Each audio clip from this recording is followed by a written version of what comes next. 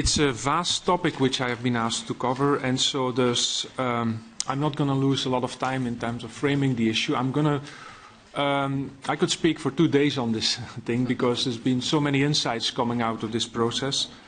What I'm going to do, I'm just going to focus on 5 different issues, and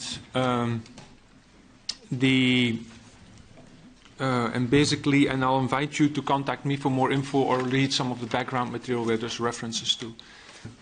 There is a large difference between the reform experiences, the liberalization experience throughout the transition world, I would say from Poland to China.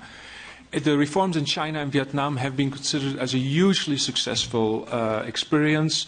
They were seen that they have lifted hundreds of millions of people out of poverty, or the biggest anti-poverty program the world has ever seen. In contrast, when the reforms started, the liberalization process started in the Soviet Union and Eastern Europe, everybody expected kind of the same thing, and many of the economic advisors expected the same thing. What happened was a totally different effect. I mean, it was falls in output, it was falls in productivity. Actually, the only thing that went up was poverty, rural poverty. So what has happened since is that, of course, after 1 decade, the story is very different, because in the basically over the past decade, from end of the 1990s till now, I mean, things have turned around, and essentially, thank you very much, and essentially there's been major recovery and major growth in that region. Africa's kind of in between for the first part of the reforms. I mean, the evidence there, an important report from IFPRI said, is inconclusive, but the reforms have not met the expectations. So the question is, why do we see these different observations, and what are the lessons and the implications, in particularly in this case for Africa? So I've listed 2 papers here which contain a lot of the material which I'm going to cover. The first one is kind of a review of the reasons of success and failures of the transition program, and the second paper was just published by the World Bank Economic Review, which basically brings Africa into the picture, if you want. Okay, so I have 5 issues and all of them I'm going to be fairly brief about. Is the question, are the perceptions correct? What about, and I'm going to look at the impact of price distortions, farm structures and labor adjustments, the institutions of exchange and value chains, and foreign investment in the process. Okay, so I have a couple of slides here where I basically show how Africa compares to these other regions. And what's very interesting is that if you look at the output numbers and some of the productivity numbers, Africa doesn't do all that bad, actually. So the top line is EA, which is East Asia. So that's essentially China and Vietnam. And so there's been tremendous growth since the start of the reforms. The bottom lines are in Eastern Europe and the former Soviet Union, and you see about 12, 13, 14 years after the start of the liberalization, they have actually, output has fallen with large amounts, about 30%. If you look at Africa, there you see it actually is almost like the Chinese way. I mean, there's been growth for about 40% over an almost decade period. Next, please. If we look at that per capita, then you see that the picture for Africa is less because then essentially growth has been flat, while in other regions there's much less population growth, so the story is more or less the same there. Next. These are productivity data. And there you see that productivity in Africa has grown, okay, throughout the 1980s, 1990s, but that productivity growth is slow, and that productivity growth has been much stronger in China and Vietnam. And also there's been dramatic declines in productivity in the first 4 to 8 years of the transition process, depending on the region. But since then, productivity has been strong, productivity growth, and stronger than in Africa. If we look at yields, this is land productivity, the story is essentially the same. Thank you. Okay, what we've then looked in Sub-Saharan Africa is that we split up this average slow productivity growth, or actually flat output growth across agriculture by different commodities. And what you see is there's major differences between the commodities. And so you see substantive growth, almost like in China, in the fruits and vegetables, in the cereals, roots and tubers. And so the commodities which are really causing the average flat growth rate is what we call industrial crops here, which is essentially the traditional export crops. It's like cotton, tea, coffee, etc. Yeah. Next. Okay, so let's look at these 4 elements. Then this is a story what has happened to describe what happened with agricultural prices across these 4 different regions. And what you see, it's very interesting. In this way, Eastern Europe and the former Soviet are very different from Africa because their agriculture was heavily subsidized prior to the liberalization program. And with the liberalization program, these subsidies have been cut, and this has contributed to the dramatic output fall in the first 5 years of transition.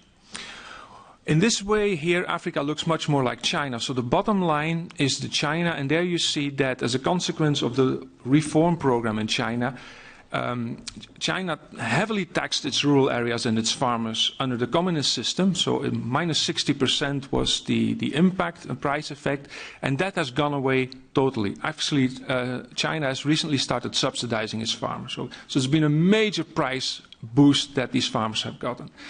In Sub-Saharan Africa, there's also a price boost, but it's much less. It's about 20%, going from minus 30 to minus 10. And this has mostly come by basically the reduction of export taxes, which has been very much throughout Africa. Thank you. If we then look at the second thing on the farm and labor adjustment program, I just put this slide in just to give you conceptually, okay, why do you need small farms versus large farms? I mean, to simplify it extremely, because it's more complicated, is that the benefit of small farms is that you have typically very efficient labor governance. Okay, you basically employ your labor much more better than in large enterprises. On the other hand, there is something like economies of scale, and that can be important as well. And so you have a trade-off between these two things. And basically what happens is that in the most capital-intensive, the most land-intensive countries, the scale economies are mostly important, while in labor-intensive economies or environment, the efficiency of labor government is most important. And what we see in the East from basically throughout the transition process, that's exactly what has shown up in how this transformation has taken place. So on the bottom line, the horizontal line, you see the labor intensity in these countries going from low in Russia, Central Europe, etc., to very high in China and Vietnam. And there's then the Balkan countries and the Caucasus in between. And what you see is that the shift, and that's on the vertical axis, the shift to small-scale farming has been from almost zero, like in parts of Central Europe, Russia, Ukraine, Kazakhstan. I mean, large farms are still very, very important and dominant enterprise, and this is in land-intensive regions, while in labor-intensive regions such as Romania, Albania, etc., but also in China and Vietnam, there you see a tremendous total shift to small-scale farming. Okay? And so this is a very important lesson. The first one is that the optimality of the scale of farming really depends on your environment, on the research endowments. And the second thing is that this is very much interacting with your labor adjustment patterns. Okay? So, and can I have the previous one back? Thank you. Yeah. So in labor-intensive regions, you have a shift to small-scale farming, and this causes dramatic gains in labor efficiency use. In capital and land-intensive regions, the gains in productivity have come mostly from large farms shedding labor and using their land and capital more efficiently. Okay? And this picture is, I'll just tell you what it represents because it's a bit, I don't have time to go in detail, but it shows you that there's been very, very, very different transformation patterns we've seen in the region. One part is, so on the bottom line, the horizontal line, you have change in agricultural labor over 10 years. And then, since the start of the reforms, and on the vertical line is the share of small farms. Okay, how important small farms was. And you see in Central Europe, so that's Czech Republic, Hungary, Slovakia, Estonia, etc., you've seen that initially there was a massive outflow of labor, but there's conservation of the large farming structures. On the other hand, in other parts of more the Southern Europe, and in the Baltics, there was a massive shift from large-scale farming to small-scale farming, but an absorption of labor, or at least labor stayed. There was very little outflow, and in a lot of countries was actually an inflow of labor in agriculture. And then gradually you see these two arrows converging in the northwestern quadrant, if you want. Okay? So again, they go to a system where you have more kind of medium size and more small-scale farming, and there's basically outflow of labor when the rural economy develops. Okay? But the way to get there has been very different in different countries. Next, please. That's me. Okay. Oh, it's okay. I'll just. So the next element is essentially how what I call the institutions of exchange have evolved. And what I mean with institutions of exchange, when there was liberalization, also structural adjustment program, the issue was often said that, okay, let's get the prices right, and then basically that will do it. Okay. What we have seen is that the market, as we call it, is not just a market where people sell things, like on spot markets and buy things, but that essentially there has been a tremendous that the way these exchanges have worked have been much more sophisticated than we often predict or project them or discuss about them. And so, for example, the issue of the vertical coordination that is called here, or interlinked contracting, where those to whom you sell your products are also providing your inputs, okay, this has been very important. It's been important before the reforms. That's what the parastatal companies all did. Okay, they not only bought the output, they also provided the inputs, and that's happened after this transition from a state-led economy to a privately led economy. That is what a lot of these companies do again, but now in a private sector framework. Okay, and this is not only providing inputs, providing credit, but it's also in some cases much more sophisticated, where they become almost financial intermediaries. What's very interesting is that we saw first these developments in Central Europe, and then later on further east. We see a lot of these things happening now in Africa in some of the high value chains. There also you have a lot of vertical coordination taking place, and with this vertical coordination comes investments, comes transfer of technology, comes transfer of know-how. Okay? And this is really important. This is just a graph showing, these are all different countries. We looked at the dairy sector in about 10 different countries. And what we saw is that the development of these vertical coordination programs is positively and strongly positively correlated with the process and the reforms. So if you make progress in reform, essentially there's more investment taking place. And with these investments by the agribusiness, by the food companies, you basically transfer know-how, technology, etc. to the farms, and with that you basically increase productivity of the farms. Next, please. So we have basically made the link to sub-Saharan Africa and try to understand. And so we have, and these are our hypotheses, the reason essentially why the low value, which is really the starch commodities, are doing relatively well or have done relatively well, and the high value have done relatively well, and it's the medium value, which is the traditional exports, industrial crops, have done worse. Okay, in our case, argument actually has to do with the fact whether these new supply chains with these vertical coordination mechanisms are working or not. And essentially the low value staple crops are relying very little on external inputs, and therefore you don't need this basically the supply chain and this vertical coordination to develop.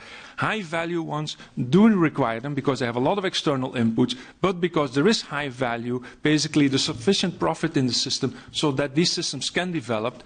And it's really in the medium value one, okay, there is a lot of contract enforcement problems with external inputs, and that means that productivity gains have not come about there, and there's a lot of drop in output and productivity there.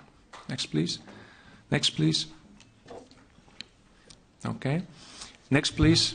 Okay. And so this is just an illustration of the growth in fruit and vegetable exports from Africa, which is really tremendous, and you see it's even picking up over the last decade. And to some extent, I mean, certainly what's happened over the last decade has a lot of this same institutional organization mechanism as we have seen in Eastern Europe in the 1990s.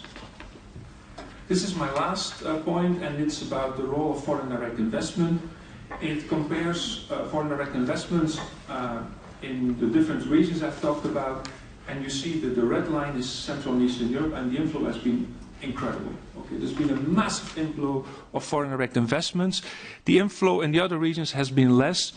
In Eastern Europe, I think again the same way as it works in high-value supply chains in Africa, the inflow of foreign investment has basically contributed to the inflow of technology, inflow of capital, the inflow of access to markets, rich country markets, and also urban rich part market. And it has played a really important role there. And I think it could play the same role in Africa. What is quite different, though, if we look at Africa right now, is that the whole debate on land grabbing, okay, where you have this foreign investment going to purchase land, is that in Eastern Europe and the former Soviet Union, the very little actually of the foreign investment went into land. All of it, almost all of it, went into agribusiness and food industry and retailing.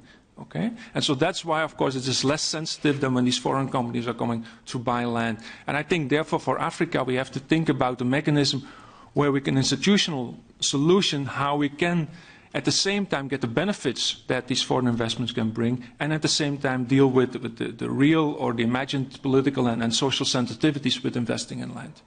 I'll stop here.